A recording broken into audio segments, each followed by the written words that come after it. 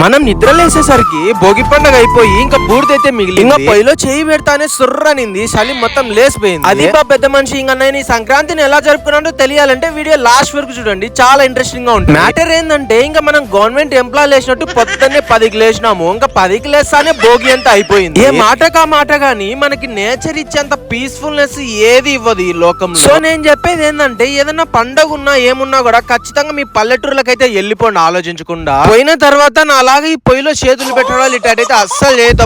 పొద్దున్నే కట్టెల పొయ్యి మీద నీళ్లు కాంచేసుకొని పండగ రోజు స్నానం చేస్తా అంటే వచ్చే ఫీలే వేరే. ముందే తెల్లగా ఉంటాను, ఇంకా పౌడర్ వేయకోకుండా అంతే పరిస్థితి. ఇంకా మనం అంటే మామూలుగా ఉండదు. ఇంకా ఈ సంక్రాంతికి ఎచ్చులుగా రెడీ అయిపోయి ఇప్పుడు అస్సలైన మ్యాటర్ స్టార్ట్ అయింది. ఇంకా నైట్ అయితే మామూలుగా లేదు, డీజే వీళ్ళ సాంగ్. ఇక్కడ ఈ డాన్సెస్ తో పాటు వీళ్ళైతే చిన్న పిల్లలు చూడకూడని డాన్సెస్ కూడా వేసినారు. అవి పోస్ట్ చేద్దామా వద్దన్న ఆలోచనలో. మీ కామెంట్స్ ని బట్టి నేనైతే డిసైడ్ అవుతాను. ఓ పెద్ద మనిషి నెక్స్ట్ వీడియో కోసం సబ్స్క్రైబ్ కొట్టొచ్చు కదా.